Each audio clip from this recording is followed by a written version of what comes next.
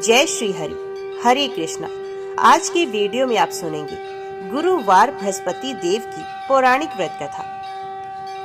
प्राचीन समय की बात है। भारत में एक राजा राज्य करता था। वे बड़ा प्रतापी तथा दानी था। वे नित्य प्रति मंदिर में भगवत दर्शन करने जाता था। वे ब्राह्मण और गुरु की सेवा किया करता था। उसके द्वार से कोई भी याचक निराश होकर नहीं लौटता था। वे प्रत्येक गुरुवार को व्रत रखता एवं पूजन करता था। हर दिन गरीबों की सहायता करता था, परंतु ये सब बातें उसकी रानी को अच्छी नहीं लगती थी। वे ना तो व्रत करती और ना किसी को एक पैसा भी दान में देती थी। वे राजा से भी ऐसा करने को मना करती थी। एक समय की बात है कि राजा शिकार खेलने वन को चले गए। घर पर रानी और दासी थी। उस समय भगवान बृहस्पति देव साधु का वेश धारण कर राजा के दरवाजे पर भिक्षा मांगने के लिए आए। साधु ने रानी से भिक्षा मांगी तो वे कहने लगी कि हे साधु महाराज, मैं इस दान और पुण्य से तंग आ गई हूँ। इस कार्य के लिए तो मेरे पति देव ही बहुत है। अब आप ऐसी कृपा करें कि ये सारा धन नष्ट हो जाए तथा मैं आराम से रह सकूं। साधु रूपी बृहस्पति देव ने कहा कि हे देवी, तुम बड़ी विचित्र हो। संतान और धन से कोई दुखी नहीं होता है, इसको सभी चाहते हैं। पापी भी पुत्र और धन की इच्छा रखता है। अगर तुम्हारे पास धन अधिक है तो भूखे मनुष्यों को भोजन कराओ, पियाओ लगवाओ, ब्राह्मणों को दान दो, धर्मशालाएं बनवाओ, कुआं, तालाब, बावड़ी, बाग बगीचे आदि का निर्माण करवा दो तथा निर्धन की कुंवारी कन्याओं का विवाह करवा दो। साथ ही यज्ञ आदि क्रम करो। इस प्रकार के कर्मों से आपके कुल का और आपका नाम परलोक में भी सार्थक होगा एवं तुम्हें भी स्वर्ग की प्राप्ति होगी। परंतु रानी साधु की इन बातों से खुश ना हुई। उसने कहा, हे साधु महाराज, मुझे ऐसे धन की आवश्यकता नहीं जिसको मैं अन्य लोगों को दान देती फिरूं तथा जिसको रखने और संभालने में ही मेरा सारा समय नष्ट हो जाए। साधु ने कहा, हे देवी, यदि तुम्हारी ऐसी ही इच्छा है तो जैसा मैं तुम्हें बताता हूँ तुम वैसा ही करना। बृहस्पतिवार के दिन घर आंगन को गोबर से लिपना, अपने केशों को पीली मिट्टी से धोना, केशों को धोते समय स्नान करना, राजा से कहना कि वे हजामत करवाए, भोजन में मांस मदिरा खाना, कपड़े धोबी के यहाँ धुलने देना। इस प्रकार 7 बृहस्पतिवार करने से तुम्हारा सारा धन नष्ट हो जाएगा। ये कहकर साधु महाराज रूपी बृहस्पति देव अंतर ध्यान हो गए। रानी ने साधु के कहने के अनुसार 7 बृहस्पतिवार तक वैसा ही करने का विचार किया। साधु के बताए अनुसार कार्य करते हुए केवल 3 बृहस्पतिवार ही बीते थे कि उसकी समस्त धन संपत्ति नष्ट हो गई। भोजन के लिए दोनों समय परिवार तरसने लगा तथा सांसारिक भोगों से दुखी रहने लगे। तब राजा रानी से कहने लगा कि हे रानी, तुम यहाँ पर रहो, मैं दूसरे देश को जाता हूँ, क्योंकि यहाँ पर मुझे सभी मनुष्य जानते हैं, इसलिए मैं यहाँ पर कोई काम नहीं कर सकता। मैं परदेश जा रहा हूँ, वहां कोई काम धंधा कर लूंगा, शायद हमारे भाग्य बदल जाए। ऐसा कहकर राजा परदेश चला गया। वे वहां जंगल से लकड़ी काट कर लाता और शहर में बेचता। इस तरह जीवन व्यतीत करने लगा। इधर राजा के बिना रानी और दासी दुखी रहने लगी। किसी दिन एक समय भोजन मिलता और किसी दिन जल पीकर ही रह जाती। एक समय रानी और दासी को 7 दिन बिना भोजन के व्यतीत करने पड़े। तो रानी ने अपनी दासी से कहा कि हे दासी, यहाँ पास ही के नगर में मेरी बहन रहती है, वे बड़ी धनवान है, तो उसके पास जा और वहां से 5 से खाना मांग कर ले आ, जिससे कुछ समय के लिए गुजारा हो जाएगा। दासी रानी की बहन के पास गई। रानी की बहन उस समय पूजा कर रही थी। बृहस्पतिवार का दिन था। दासी ने रानी की बहन से कहा कि हे रानी, मुझे आपकी बहन ने भेजा है, मुझे 5 सिर भेजर दे दो। दासी ने ये बात अनेक बार कही, परंतु रानी की बहन ने कोई भी उत्तर नहीं दिया, क्योंकि वे उस समय बृहस्पतिवार की कथा सुन रही थी। जब दासी को रानी की बहन से कोई उत्तर नहीं मिला तो वे बहुत दुखी हुई। उसे क्रोध भी आया। वे लौटकर रानी से बोली, हे रानी, आपकी बहन बहुत ही घमंडी है, ये छोटे लोगों से बात भी नहीं करती। मैंने उससे कहा तो उसने कोई उत्तर नहीं दिया। मैं वापस चली आई। रानी बोली, हे दासी, उसका कोई दोष नहीं। जब बुरे दिन आते हैं तब कोई सहारा नहीं होता। अच्छे बुरे का पता विपत्ति में ही लगता है। जो ईश्वर की इच्छा होगी वही होगा। ये सब हमारे भाग्य का दोष है। उधर रानी की बहन ने सोचा कि मेरी बहन की दासी आई थी, परंतु मैं उससे नहीं बोली, इससे वे बहुत दुखी हुई होगी। अतः कथा सुन और भगवान विष्णु का पूजन समाप्त कर वे अपनी बहन के घर आई और कहने लगी कि हे बहन, मैं बृहस्पतिवार का व्रत कर रही थी। तुम्हारी दासी हमारे घर पर आई थी, परंतु जब तक कथा होती है तब तक हम लोग न उठते हैं न बोलते हैं, इसलिए मैं नहीं बोली। कहो दासी क्यों गई थी? रानी बोली, बहन, हमारे घर में अनाज नहीं था।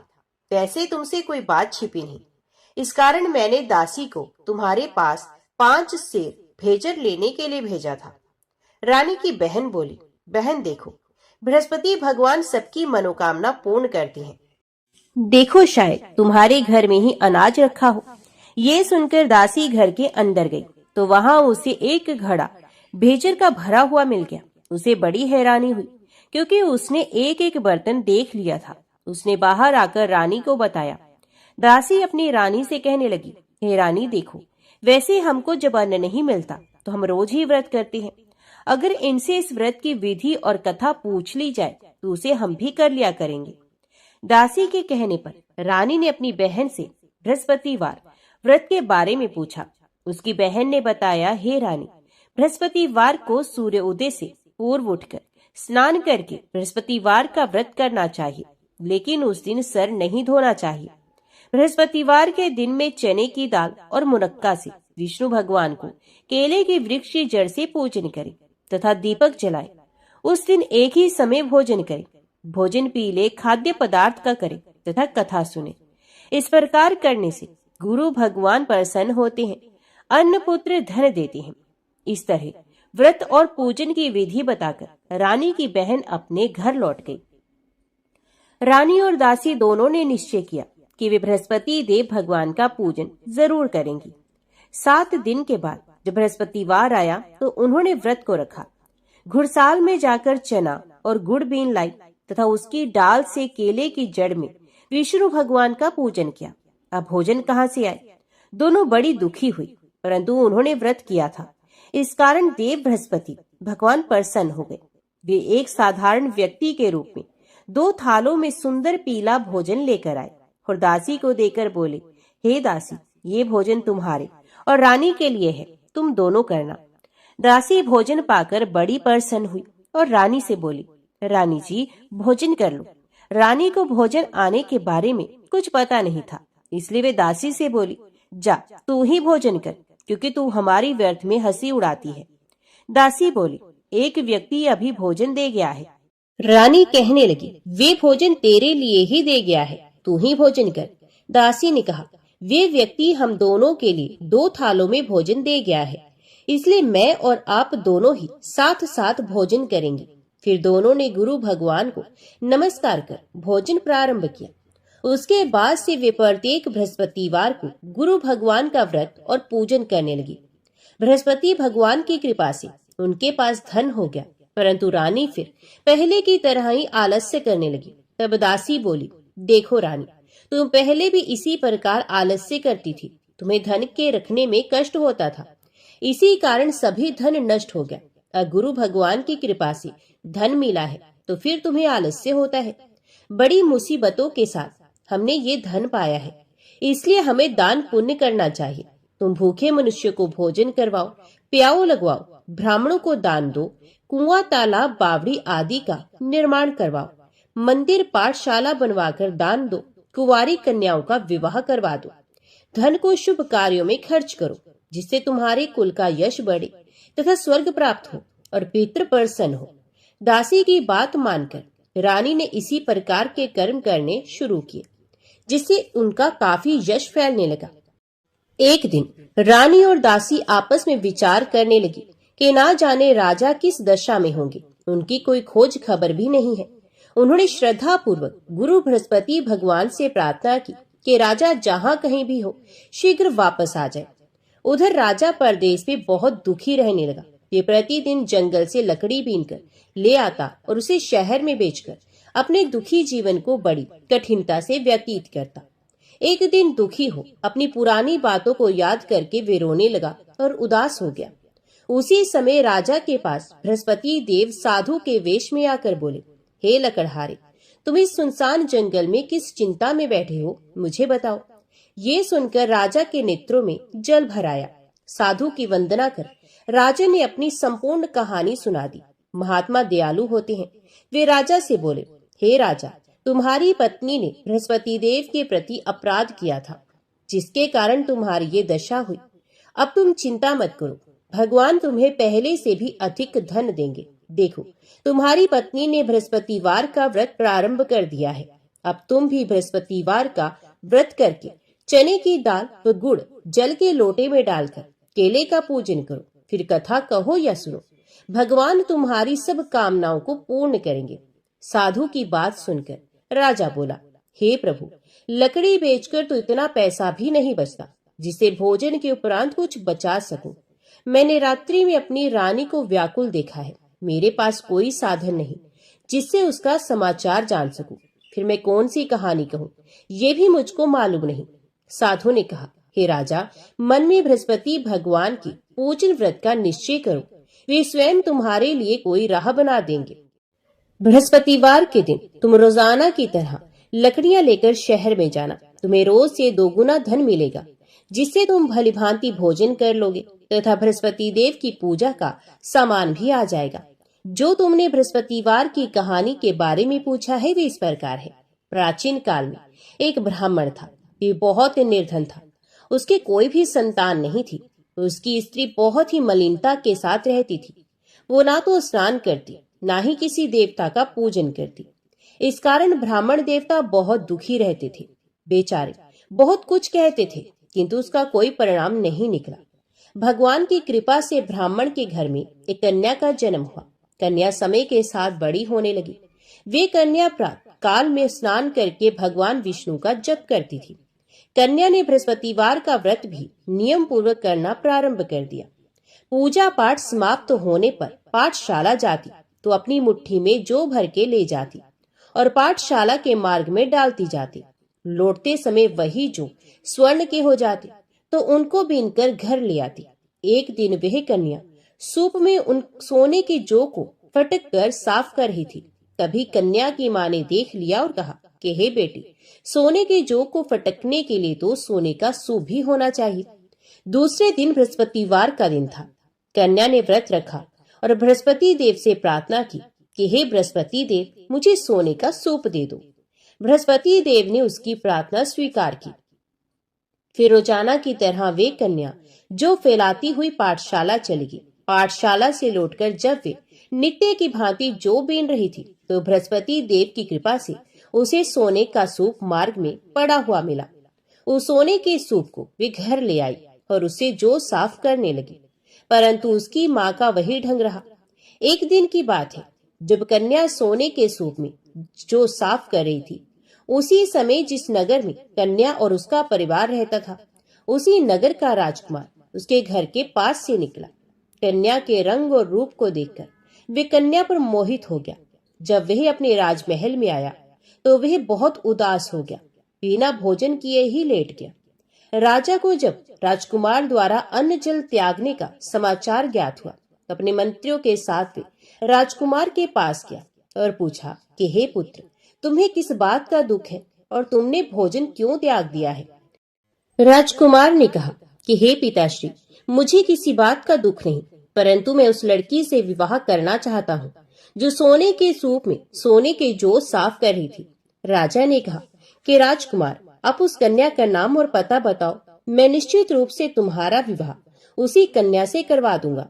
राजकुमार ने राजा को उस लड़की के घर का पता बता दिया। मंत्री उस लड़की के घर गया। मंत्री ने ब्राह्मण के समक्ष राजा की ओर से निवेदन किया। कुछ ही दिन के बाद ब्राह्मण की कन्या का विवाह राजकुमार के साथ संपन्न हो गया। कन्या के घर से जाते ही ब्राह्मण के घर में पहले की ही भांति गरीबी का निवास हो गया। अब भोजन के लिए अन्न भी बड़ी मुश्किल से मिलता था। एक दिन दुखी होकर ब्राह्मण अपनी पुत्री से मिलने गया। बेटी ने पिता की अवस्था को देखा और अपनी माँ का हाल पूछा। ब्राह्मण ने सभी हाल कह सुनाया। कन्या ने बहुत सा धन देकर अपने पिता को विदा किया, लेकिन कुछ दिन के बाद फिर वही हाल हो गया। ब्राह्मण फिर अपनी कन्या के यहाँ गया और सभी हाल कह सुनाया। पुत्री बोली, हे पिताजी, आप माता जी को यहाँ ले आइए, मैं उन्हें वे विधि बता दूंगी जिससे आपकी सारी गरीबी दूर हो जाएगी।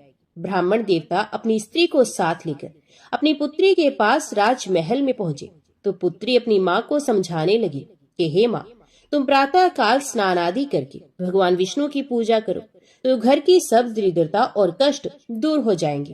परंतु उसकी माँ ने उसकी एक भी बात नहीं मानी।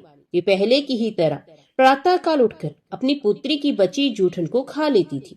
एक दिन उसकी पुत्री को बहुत गुस्सा आया। उसने अपनी माँ को एक कोठरी में बंद कर दिया। प्रातः काल में अपनी माँ को कोठरी से बाहर निकालकर स्नान आदि के द्वारा पूजा पाठ करवाया तो उसकी माँ की बुद्धि ठीक हुई। इसके बाद उसकी माँ भी नियम से नित्य पूजा पाठ करने लगी और प्रत्येक बृहस्पतिवार को व्रत करने लगी। इस व्रत के प्रभाव से मृत्यु के बाद वे स्वर्ग को गई। ये ब्राह्मण भी सुख पूर्वक इस लोक का सुख भोग कर स्वर्ग को प्राप्त हुआ। इस तरह कहानी कहकर साधु बने देवता वहां से अंतर ध्यान हो गए। धीरे धीरे समय व्यतीत होने पर फिर बृहस्पतिवार का दिन आया। राजा जंगल से लकड़ी काटकर शहर में बेचने गया। उसे उस दिन और दिनों से अधिक धन मिला। लकड़हारा बने राजा ने चना गुड़ आदि लाकर बृहस्पतिवार का व्रत किया। उस दिन से उसके सभी कलेश दूर हो गए। परंतु जब अगले बृहस्पतिवार का दिन आया तो लकड़हारा बना राजा बृहस्पतिवार का व्रत करना भूल गया। इस कारण बृहस्पति भगवान नाराज हो गए। उस दिन उस नगर के राजा ने विशाल यज्ञ का आयोजन किया था तथा अपने समस्त राज्य में घोषणा करवा दी कि सभी राजमहल में भोजन करने आए, कोई अपने घर में खाने के लिए चूल्हा ना जलाए। इस आज्ञा को जो नहीं मानेगा उसको फांसी दे दी जाएगी। राजा की आज्ञा अनुसार राज्य के सभी वासी राजा के भोज में सम्मिलित हुए, लेकिन लकड़हारा कुछ देर से पहुंचा, इसलिए राजा उसको अपने साथ महल में ले गए। जब राजा लकड़हारे को भोजन करा रहे थे तो रानी की दृष्टि उस खूंटी पर पड़ी जिस पर रानी का हार लटका हुआ था। उसे हार खूंटी पर लटका दिखाई नहीं दिया। रानी को निश्चय हो गया कि मेरा हार इस लकड़हारे ने चुराया है। उसी समय सैनिक बुलवाकर लकड़हारे को जेल में डलवा दिया गया। लकड़हारा जेल में विचार करने लगा कि ना जाने कौन से पूर्व जन्म के कर्म से मुझे ये दुख प्राप्त हुआ, और जंगल में मिले उस साधु को याद करने लगा। उसी समय बृहस्पति देव साधु के रूप में प्रकट हो गए और कहने लगे, अरे मूर्ख, तुमने बृहस्पति देव का व्रत और पूजा नहीं की और सुख में उन्हें भूल गए, इसी कारण तुझे ये दुख प्राप्त हुआ। अब चिंता मत कर, बृहस्पतिवार के दिन जेल खाने के दरवाजे पर तुझे 4 पैसे पड़े मिलेंगे। उनसे तुम बृहस्पतिवार की पूजा करना तो तुम्हारे सभी कष्ट दूर हो जाएंगे। अगले बृहस्पतिवार उसी जेल के दरवाजे पर 4 पैसे पड़े मिले। राजा ने पूजा का सामान मंगवाकर कथा कही और प्रसाद बांटा। उसी रात्रि में बृहस्पति देव ने उस नगर के राजा के स्वप्न में आकर उससे कहा, हे राजा, तूने जिसे जेल में बंद किया है उसे कल छोड़ देना, वे निर्दोष है। राजा प्रातःकाल उठा और खूंटी पर हार टंगा देकर लकड़हारे को बुलाकर उस लकड़हारे से क्षमा मांगी और लकड़हारे बने राजा के योग्य सुंदर वस्त्र आभूषण भेंट कर उसे विदा किया। उस साधु की आज्ञा अनुसार राजा अपने नगर को चला गया। राजा जब नगर के निकट पहुंचा उसे बड़ा ही आश्चर्य हुआ। नगर में पहले से अधिक बाग, तालाब, कुएं और बहुत सी धर्मशालाएं, मंदिर आदि बने हुए थे। राजा ने नगर के एक व्यक्ति से पूछा कि ये किसका बाग और धर्मशाला है। तब नगर के उस व्यक्ति ने बताया, ये सब इस राज्य की रानी और दासी द्वारा बनाए गए हैं। राजा को आश्चर्य हुआ और गुस्सा भी आया कि उसकी अनुपस्थिति में रानी के पास धन कहाँ से आया होगा। जब रानी ने ये खबर सुनी कि राजा आ रहे हैं तो उसने अपनी दासी से कहा कि हे दासी देख, राजा हमको कितनी बुरी हालत में छोड़कर गए थे।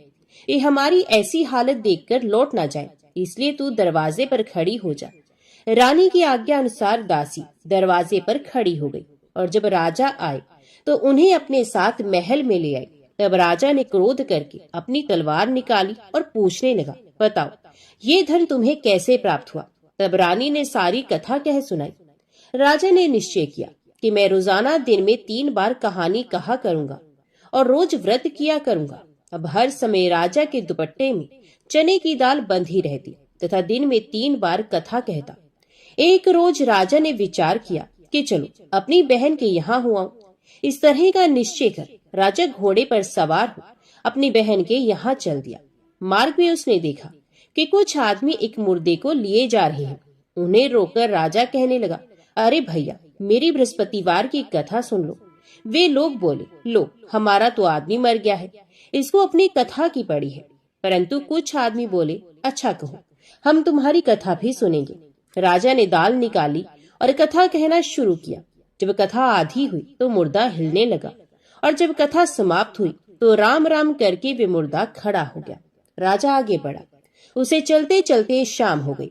आगे मार्ग में उसे एक किसान खेत में हल चलाता मिला। राजा ने उससे कथा सुनने का आग्रह किया, लेकिन वे नहीं माना।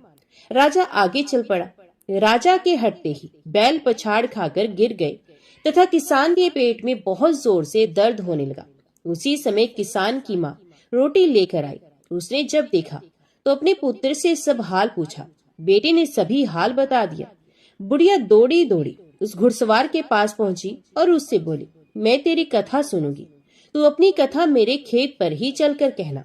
राजा ने लौटकर बुढ़िया के खेत पर जाकर कथा कही, जिसके सुनते ही बैल खड़े हो गए तथा किसान के पेट का दर्द भी बंद हो गया। राजा अपनी बहन के घर पहुंच गया। बहन ने भाई की खूब मेहमानी की।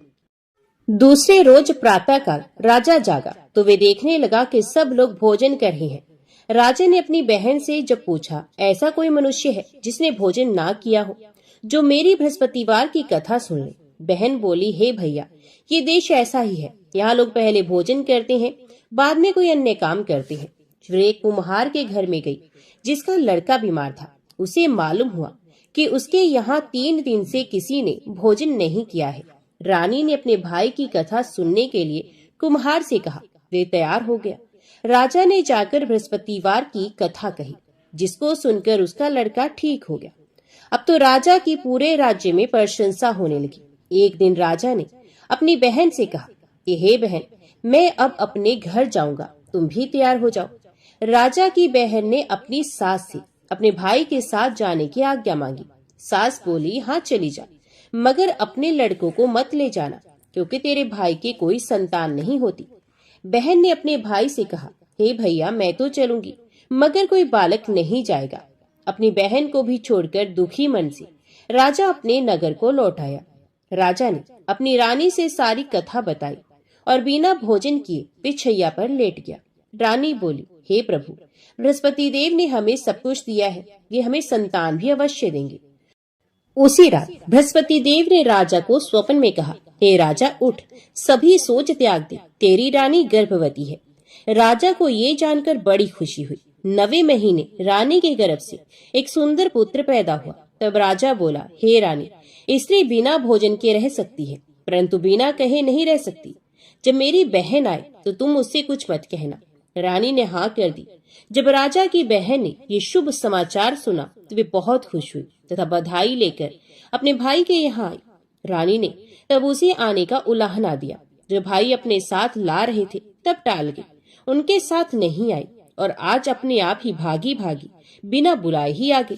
तो राजा की बहन बोली, मैं इस प्रकार ना कहती तो तुम्हारे घर औलाद कैसे होती।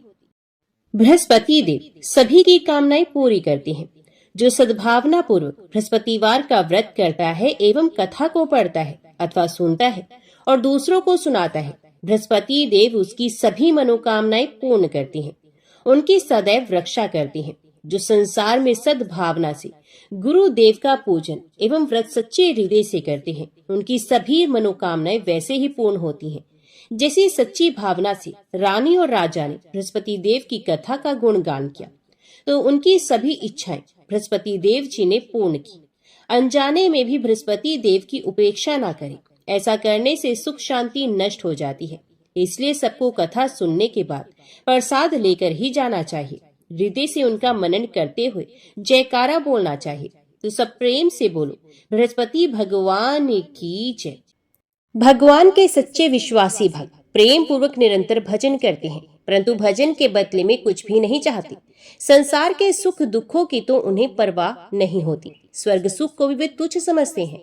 यहाँ तक कि मोक्ष और साक्षात भगवत प्राप्ति का लोभ भी उन्हें भजन से डिगा नहीं सकता। वे भजन करते हैं, क्यों करते हैं इसका उनके पास जवाब नहीं होता, परंतु ये निश्चित है कि भजन किए बिना उनसे क्षण भर भी नहीं रहा जाता। उनके लिए भजन का त्याग उतना ही असाध्य है जितना जीवन के लिए प्राणों का। वस्तुत ये उदाहरण भी भक्त के द्वारा होने वाले भजन की तुलना नहीं कर सकता।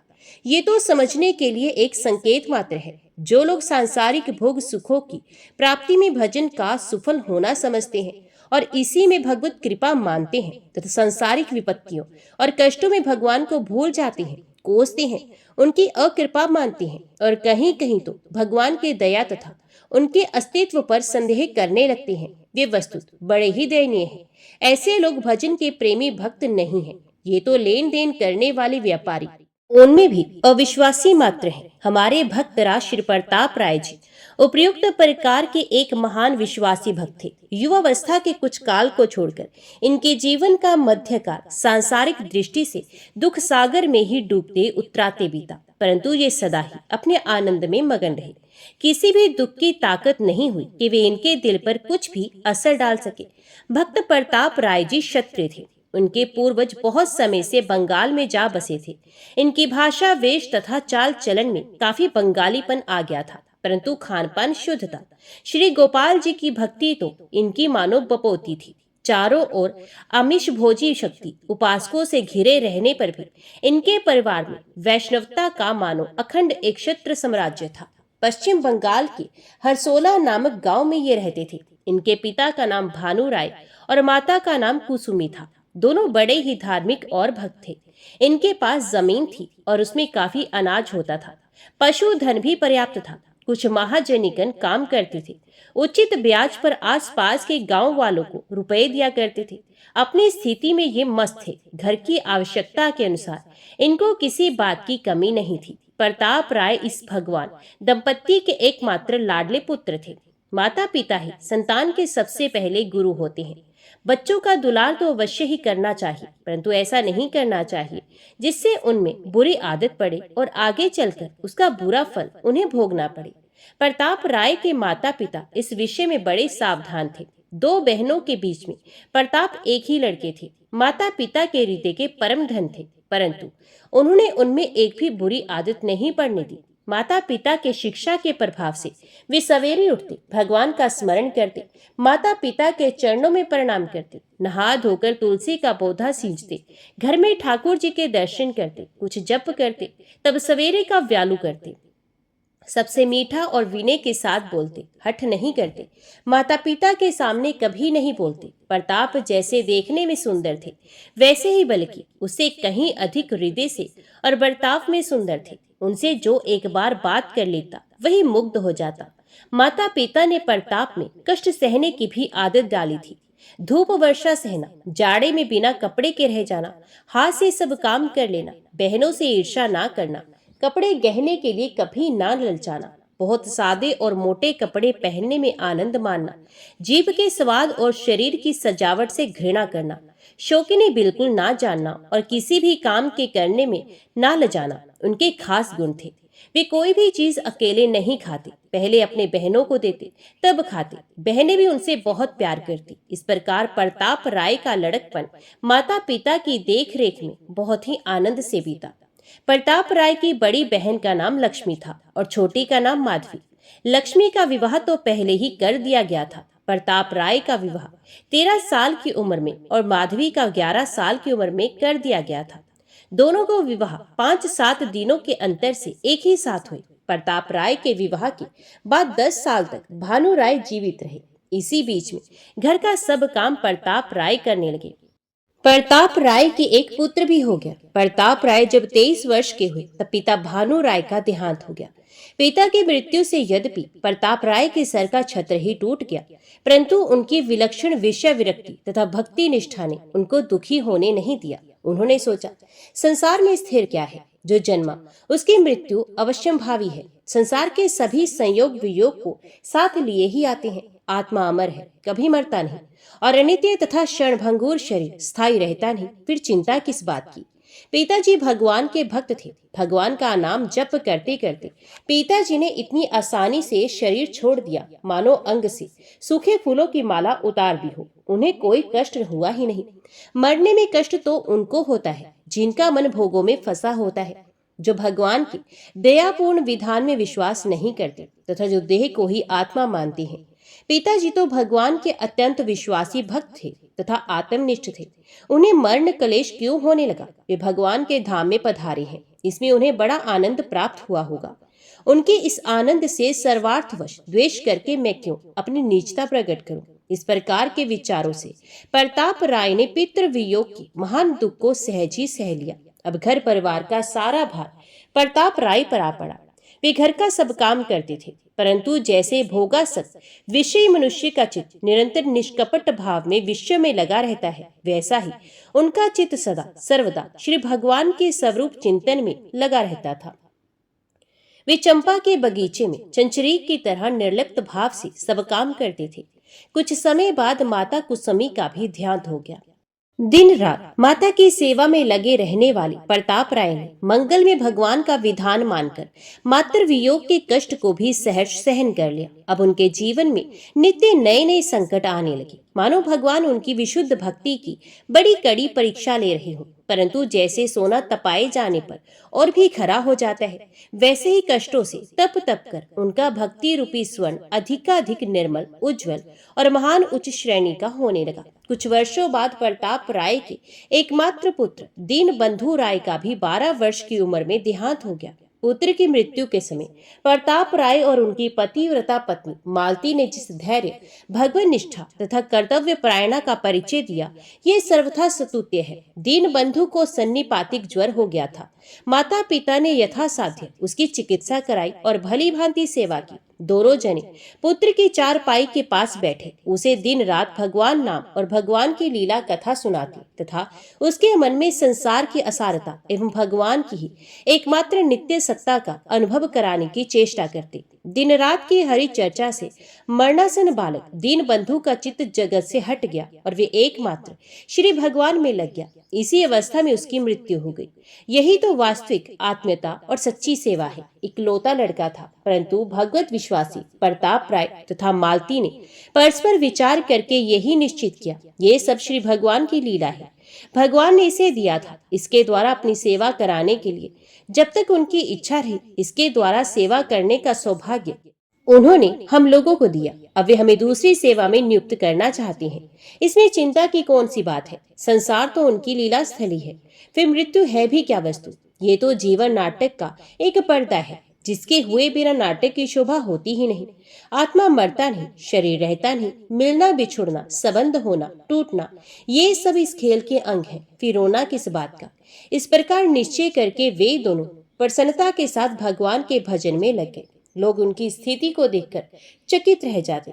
कुछ समय के बाद उनकी छोटी बहन माधवी के पति वल्लभ राय रोगशैया पर पड़ गए। बड़ी बहन लक्ष्मी को ये विश्वास था कि तेरे भाई प्रताप राय बड़े ही भक्त हैं, ये यदि भगवान से प्रार्थना कर देंगे तो वल्लभ की मृत्यु नहीं होगी। लक्ष्मी ने भाई को इसके लिए अनुरोध किया। प्रताप राय निष्काम भक्त थे। वे जानते थे कि भगवान की भक्ति करके बदले में कुछ चाहना भक्ति को बेचना है। जो लोग भक्ति के बदले में धन, पुत्र, मान, यश, जीवन आदि चाहते हैं, वे वस्तुतः भगवान की तथा उनकी भक्ति की महत्ता जानते ही नहीं। वे साध्य तो असल में मानते हैं उन पुत्र, धन आदि नश्वर वस्तुओं को और भगवान को बनाते हैं उनकी प्राप्ति का साधन। ऐसी भक्ति वास्तव में भगवान की भक्ति नहीं है, ये तो उन विषयों की भक्ति है, क्योंकि उनका दर्जा भगवान से भी ऊंचा मान रखा है। वे ये भी जानते थे कि शरीर नश्वर है और यहाँ के सभी संबंध आरोपित हैं। इन आरोपित संबंध वाले अपने तथा अपने आत्मियों के शरीरों के लिए भगवान से प्रार्थना करना मूर्खता मात्र है। परंतु वे बहन के अनुरोध को टाल नहीं सके। उन्होंने कहा, अच्छी बात है, मैं कल भगवान से प्रार्थना करूंगा। प्रताप राय की इस बात से लक्ष्मी को बहुत आश्वासन मिला। रात का लगभग तीसरा पहर था। बहनोई के बिस्तर के पास ही प्रताप राय बैठे थे। उन्हें तंद्रा सी आ गई। उन्होंने देखा कमरा अपूर्व ज्योति से जगमगा उठा। भगवान के दिव्य शरीरधारी 4 पार्षद अत्यंत सुंदर विमान लेकर खड़े हैं और मुस्कुराते हुए कह रहे हैं, वल्लभ तुम बड़े पुण्यशील और भगवत भक्त हो। पूर्व जन्म में ही तुम भगवान के दिव्य धाम में पहुंच गए होते, परंतु माधवी के साथ तुम वचनबद्ध थे। इसी से तुम्हें एक जन्म और लेना पड़ा। माधवी भी परम साध्वी है। तुम्हारे देह त्याग के बाद वे भी सती होकर तुम्हारे ही साथ भगवान के परम धाम में पहुंच जाएगी। परंतु मालूम होता है प्रताप राय इस विधान को पलटना चाहते हैं। ये तुम्हारे जीवन के लिए भगवान से प्रार्थना करने वाले हैं।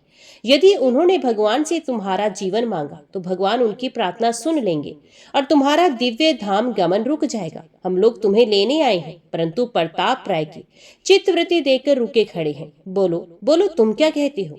वल्लभ की आत्मा ने कहा, भगवान मुझे अभी ले जाओ। अनंत काल की साध आज पूरी हो रही है, इसमें क्षण भर का भी विलंब क्यों हो? प्रताप राय जी बड़े भक्त हैं, वे भला भगवान के मंगल विधान के विरुद्ध अपनी कोई इच्छा क्यों करेंगे? आप शीघ्रता कीजिए, अब मैं पल भर भी इस देह के बंधन में नहीं रहना चाहता। इतने में ही प्रताप राय की आंखें खुल गई। उन्होंने वल्लभ के चेहरे की ओर देखा। वल्लभ चेतनाहीन थे, परंतु उनके चेहरे पर तेज छिटक रहा था और होठों पर हंसी नाच रही थी। समीप बैठी माधवी को भी तंद्रा आ गई थी। वे चौंक कर उठी। उसने एक बार वल्लभ के मुख की ओर देखा और प्रताप राय से कहा, भैया मैंने एक बड़ा ही विचित्र सपना देखा है। भगवान के पार्षद पति देव को लेने आए हैं। मुझको उन्होंने वैकुंठ धाम का परम दिव्य आनंद दिखाया और कहा कि तुम भी साथ चलो, परंतु तुम्हारे भैया इसमें बाधक हो रहे हैं, उन्हें समझाओ। इतना कहकर वे फिर चेतनाहीन हो गई। थोड़ी देर के बाद पुनः जगकर कहने लगी, भैया मेरे स्वामी और मैं, हम लोग मरते नहीं हैं, हम तो दिव्य आनंद धाम की यात्रा कर रहे हैं। तुम भैया इसमें बाधा क्यों देने लगी? हमारे सुख में तो तुम्हें सुखी होना चाहिए। माधवी स्वप्न का सारा हाल सुना गई। सारा का सारा स्वप्न वही था जो प्रताप राय ने देखा था। एक बात विशेष थी, माधवी स्वप्न में वैकुंठ धाम की यात्रा करके वहां की अपूर्व सुख शोभा भी देख आई थी। प्रताप राय चकित हो गए। उन्होंने मन ही मन कहा, आहा मैं भगवान के विधान के विरुद्ध अपनी इच्छा प्रकट करके कितनी मूर्खता करने जा रहा था। वे मंगल में निरंतर हमारा परम मंगल करने में लगे रहते हैं। हम अदूरदर्शी मनुष्य विषय शक्ति के कारण अपना परम मंगल नहीं देखते और नरक के कीड़े की भांति विषय रूपी नरक में ही पड़े रहना चाहते हैं।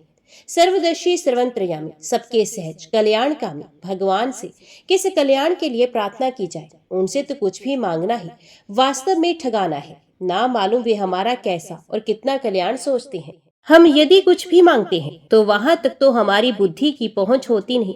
अज्ञानी रोगी के कुपथे चाहने की भांति भ्रमवश हम कोई ऐसी चीज चाह बैठते हैं जो भगवान के सोचे हुए कल्याण से बहुत ही नीची होती है। कहीं कहीं तो उससे सर्वथा विपरीत वस्तु ही मांग लेते हैं। भगवान दयालु हैं, वे भजन के बदले में ऐसी कोई वस्तु हमें देते नहीं जो हमारा अकल्याण करे, परंतु हमारा परम कल्याण रुक अवश्य जाता है।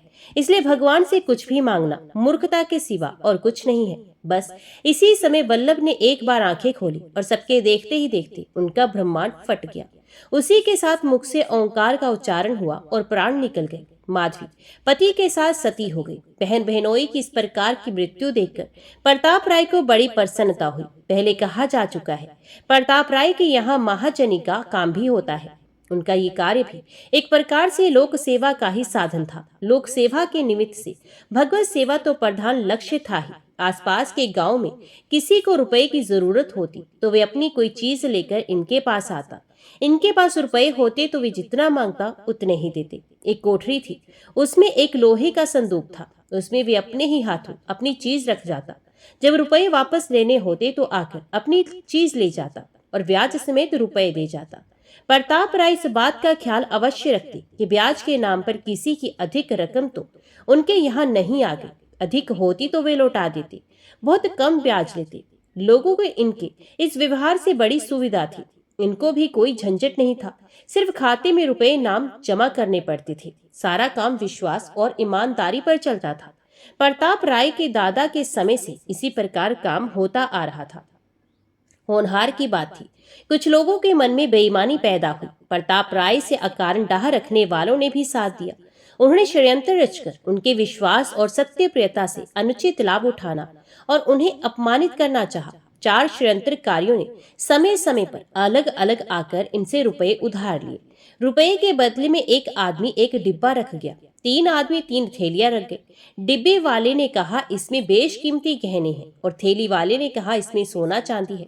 प्रताप राय ने सदा की भांति कह दिया, जो कुछ हो रख दीजिए, जब रुपए देने आए तो अपना देखकर ले जाइएगा। वे लोग चले गए। कुछ समय के बाद डिब्बे वाले ने आकर रुपए देकर कहा, ये रुपए और ब्याज लीजिए, मैं अपना गहने का डिब्बा ले जाता हूँ। प्रताप राय ने रुपए लेकर जमा कर लिए और कहा, ले जाइए। उसने जाकर डिब्बा निकाला और उसने प्रताप राय के सामने लाकर खोला। खोलते ही बोला, गजब हो गया, मैंने तो तुमको भला आदमी और ईमानदार समझ रखा था, तुम तो बड़े बेईमान और नीच निकले। मेरा गहना निकालकर बदले में कंकड़ भर दिए हैं। वाह, इसलिए भगवान के भक्त बने फिरती हो और सत्य की मूर्ति बने रहती हो। पाखंडी कहीं के, लाओ मेरा गहना दो, नहीं तो वे मजा चखाऊंगा कि कई दिन याद रखोगी। प्रताप राय उसकी बात सुनकर सहम गए और बड़ी शांति से नम्रता पूर्वक बोले, भाई, मैंने तो तुम्हारे डिब्बे को छुआ तक नहीं, तुम जैसे रख गए थे वैसे ही पड़ा है। उसने कहा, तब मैं तो कंकर भरकर रख गया था, तुम तो राजा हरिश्चंद्र ठहरे। अरे भले आदमी, तुम्हारी कलई खुल गई है, पाप का घड़ा आखिर तो फूटता ही है। खैर, अभी चुपके से मेरे गहने ला दो तो बच सकती हो। प्रताप राय ने गहना लिया ही नहीं था, ला कहां से देते। इधर वे जानबूझकर शरारत पर उतरा हुआ था, समझाने से कैसे मानता। जागते को कोई क्या जगाए, उसको तो बात बढ़ानी ही थी। वे मनमाना बकने झकने लगा। प्रताप सिर नीचे किए चुपचाप सब सुन रहे थे। इतने वे तीनों भी आ गए। उन्होंने भी रुपए देकर अपनी अपनी थैलियां निकाली। थैलियों में सोना चांदी तो था ही नहीं, उनमें भी कंकड़ पत्थर ही निकले। अब तो 1 के 4 हो गए। उन्होंने गालियों की झड़ी लगा दी। इतने में षड्यंत्रकारियों की पहले से की हुई व्यवस्था के अनुसार 8-10 आदमी और भी आ पहुंचे और झूठे ही कहने लगे कि इसने पहले हम लोगों के साथ भी ऐसा ही दगा किया था। गांव के सैकड़ों आदमी इकट्ठे हो गए। अब प्रताप राय को कौन सच्चा मानता। उस समय बंगाल में मुसलमानों का राज्य था। काजी के पास फरियाद हुई, उसे कुछ लोभ दे दिया गया, न्याय का नाटक रचा गया। प्रताप राय को जेल की सजा हो गई और उनके घर द्वार, खेत, जमीन से सारी संपत्ति जब्त कर ली गई। काजी ने तथा षड्यंत्रकारियों ने आपस में बंटवारा कर लिया। प्रताप राय की पत्नी मालती को हाथ पकड़कर घर से बाहर निकाल दिया गया। इस प्रसंग में प्रताप राय को अपने पराये सभी के द्वारा अत्यंत अपमानित होना पड़ा। वे सबकी दृष्टि में चोर और बेईमान साबित हो गए। विपत्ति की सीमा हो गई। साधारण मनुष्य होता तो ऐसी स्थिति में भगवान का भजन छोड़ ही देता, बल्कि उन्हें कोसता और शायद कहता कि मैंने जीवन भर भजन किया, यदि कहीं कोई भगवान होता तो क्या इतना अन्याय हो सकता। सो भी मुझे भजन करने वाले के साथ क्या भगवान मुझे बचाता नहीं। द्रौपदी और गजराज की सभी बातें झूठी हैं, ये सब वहम है। भगवान भगवान कुछ नहीं होता। परंतु प्रताप राय तो बहुत ही ऊंचे भक्त थे। कहावत के अनुसार उनके स्वच्छ निर्मल चित्ताकाश में जरा भी विकार का बादल नहीं पैदा हुआ। उनकी शांति ज्यों की त्यों बनी रही और वे सदा की भांति अनवरत भगवान का नाम चिंतन करते रहे। उनकी ये दशा देखकर कोई कहता, बड़ा पक्का चोर है, देखो ना, इसके चेहरे पर जरा भी उदासी नहीं आई। किसी ने कहा, दंभ की मूर्ति है, अभी महात्मा जैसी शक्ल बना रखी है। इतना बड़ा पाखंडी तो हमने आज ही देखा। कोई बोला, यही तो घोर कलयुग का लक्षण है। मुंह में राम, बगल में छुरी। वाह वाह, जितने मुंह उतनी बातें। चारों ओर से गालियों की तथा व्यंग्य वाक्यों की बौछार हो रही थी। परंतु प्रताप राय अपनी भूमिका पर अटल थे। उनके होठों पर मुस्कुराहट थी और मुख पर अपार शांति। जेल जाते समय उन्होंने अपनी स्त्री से कहा, मालती, सावधान, भगवान के मंगल में विधान पर जरा भी मन मैला ना करना। ना मालूम वे किस किस स्वांग में आते हैं। तुम अपने नेहर भाई के पास चली जाओ, भगवान का विधान होगा तो फिर मिलना होगा। उनकी इस बात को सुनकर मालती के नेत्रों से आंसू की बूंदें टपक पड़ी। वे भाई के घर चली गई। प्रताप राय जेल की काल कोठरी में निवास करने लगे। उनके भजन में तथा विश्वास में जरा भी कमी नहीं हुई। मालती घर से निकलते समय अपने ठाकुर जी को तथा उनके श्रृंगार की पिटारी को आंचल से ढककर ले आई थी। ये बात लोगों को मालूम हो गई। इस समय तो बच्चे बूढ़े सभी इनके विरोधी हो रहे थे। जनता के मत का वास्तव में कोई मूल्य नहीं होता, ये तो हवा के साथ बदलने वाला हुआ करता है। गांव के जो लोग एक ही दिन पहले प्रताप राय को महान भक्त और सत्यवादी समझते थे, वे ही आज उसे परले सिरे का धूर्त और बेईमान बताने लगे। जब आंख बदलती है तब सब कुछ अपने आप ही बदला हुआ नजर आता है। किसी ने जाकर काजी से शिकायत कर दी। काजी तो तुला ही बैठा था। झट मालती को पकड़वा मंगवाया। ठाकुर जी के गहने छीन लिए गए और जपत जायदाद को चुराकर ले जाने के अपराध में मालती को भी जेल खाने में भेज दिया गया। जेल का दरोगा भला आदमी था। उसने मालती को प्रताप राय के ही साथ रखा। भगवान के विधान से मालती का जेल खाने में पहुंचना मालती और प्रताप दोनों के लिए सुखकर हो गया। दोनों मिलकर एक चित्त से श्री भगवान का भजन करने लगे। प्रताप राय का भाव बहुत ही प्रशंसनीय था। एक दिन रात के समय प्रताप राय भगवान की स्तुति कर रहे थे। मालती भी चुपचाप चित्त के द्वारा उनके सुर में सुर मिला रही थी। प्रताप राय ने कहा, भगवान तुमने बड़ा ही अनुग्रह किया, जो सब झंझटों से छुड़ाकर हम लोगों के लिए जबरदस्ती एक एकांतवास की सुविधा कर दी। हम लोगों का तो परम धन तुम्हारा भजन ही है। इस सुविधा के कारण हमें ये परम धन सहूलियत से प्राप्त हो रहा है। हे नाथ, ऐसी कृपा करो जिससे तुम्हारे भजन में हमारी आसक्ति अत्यंत दृढ़ और पूर्ण हो जाए, यहाँ तक कि तुम्हारे मिलने पर भी तुम्हारा भजन बढ़ता ही रहे। हमें और कुछ नहीं चाहिए। दर्शन भले ही मत दो, हम ना तुम्हारे दर्शन के योग्य हैं, ना हमारा अधिकार है, ना हमें तुम्हारी इच्छा के विपरीत तुम्हारे दर्शन की उत्कंठा ही है। हम तो हे दया में बस तुम्हारा भजन करना चाहते हैं। तुम दर्शन दो और कहीं भजन छीन लो तो हमें तुम्हारे ऐसे दर्शन की भी इच्छा नहीं। कृपा करो प्रभु। निष्काम भक्त की वाणी सुनकर और उनके हृदय का भाव समझकर भगवान बड़े ही प्रसन्न हुए। जेल खाने की काल कोठरी धन्य हो गई। भगवान वहीं प्रकट हो गए। सहस्त्रों सूर्य के प्रकाश के समान वहां प्रकाश फैल गया। त्रिभंग से खड़े हुए मुरली मनोहर श्री गोपाल जी ने प्रकट होकर भक्त दंपत्ति को गौरव मंडित कर दिया। भगवान की मनोहर झांकी के दर्शन कर प्रताप राय और मालती जगत की ओर अपनी सारी सुध बुध भूल गए। उनकी आंखें भ्रमर बनकर भगवान के मुख कमल मकरंद का अतृप्त होकर पान करने लगी। शरीर आनंद तिरेक से रोमांचित हो गए। नेत्रों से प्रेम की आंसू की धारा बह गई। वाणी रुक गई। वे दोनों भगवान के चरणों में गिर पड़े और कोमल चरणार विंदों का स्पर्श कर अत्यंत धन्य हो गए। भगवान ने कहा, वत्स प्रताप, बेटी मालती, मैं तुम लोगों की निष्ठा को देखकर बहुत ही प्रसन्न हूँ। जो लोग सांसारिक सुख और आराम के बदले में मेरा भजन बेच देते हैं वे बहुत ही भोले हैं। तुम्हारी बड़ी कठिन परीक्षा हुई, तुम पर बड़े बड़े संकट आए, परंतु तुम कभी विचलित नहीं हुए और किसी भी संकट के टल जाने के लिए भी कामना नहीं की। बात यह थी कि मैं तुम्हें विशेष रूप से अपनाना चाहता था। मैंने इसी से तुम्हारे पुराने कर्मों का बचा कुचा फल आत्मियों के वियोग, अपमान, कलंक और कारावास के रूप में भुगताकर तुम्हें कर्म मुक्त कर दिया है। अब तुम सब प्रकार से मेरे में प्रवेश करने योग्य बन गए हो। तुम जैसे ऐसी निष्ठा वाले भक्त मुझको बहुत ही प्यारे होते हैं। मेरे दर्शन बहुत ही दुर्लभ है। किसी साधना विशेष से ये नहीं होते। जो लोग दर्शन के लिए अत्यंत व्याकुल हो जाते हैं और जिनको एक एक पल युग के समान बीतता है, मेरे दर्शन उन भक्तों को, प्रेमी भक्तों को ही होते हैं। उनसे भी पहले उनको होते हैं जो दर्शन की भी परवाह नहीं करते, केवल अहेतुक प्रेम से निरंतर मेरा अनन्य भाव से भजन करते हैं। मेरे भजन के प्रताप से उनको संसार की कोई भी स्थिति प्रभावित नहीं कर सकती। तुम मेरे ऐसे ही भक्तों में से एक हो, इसलिए मुझे बहुत ही प्रिय हो। मालती भी तुम्हें पति रूप में प्राप्त करके धन्य हो गई। अब तुम्हारी जो इच्छा हो सो मांग लो। प्रताप राय ने कहा, भगवान तो हमारी सारी साध पूरी हो गई। अब हमें यही दीजिए जिसमें आपके भजन में हमारी और भी अधिक आसक्ति हो जाए। भगवान तथास्तु कहकर मुस्कुराते हुए तुरंत अंतर ध्यान हो गए। प्रताप राय की अनंत जन्मों की साधना भगवत कृपा से आज पूरी हो गई। इधर कुछ ही दिनों में काजी सहित चारों षड्यंत्रकारियों के शरीर कोढ़ से गलने लगे। गलित कुष्ठ से उनकी बुरी दशा हो गई। काजी की स्त्री बड़ी समझदार थी।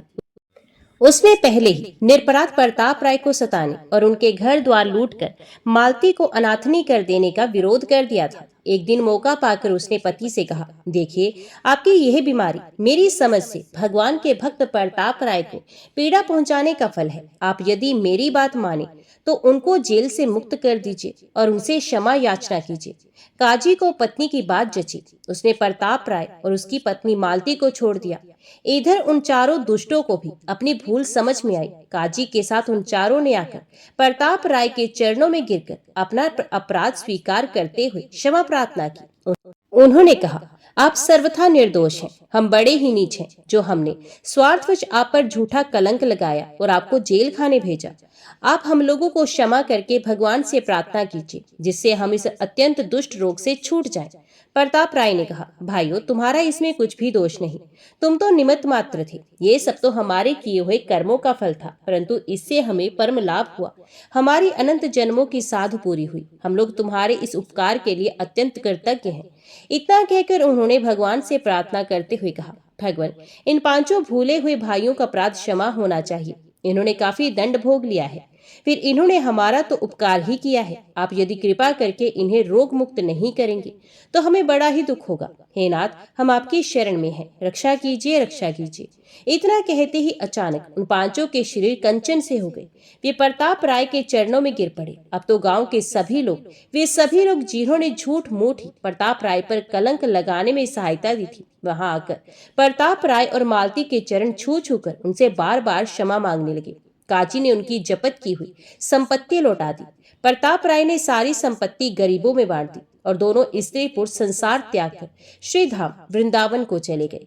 30 साल वहां निरंतर भगवत भजन किया और फिर भगवान का नाम जपते जपते चित्त वृत्तियों को भली भांति भगवान में तल्लीन करके दोनों गोलोक को पधार गए। तो बोलो, भक्त और उनके भगवान की जय।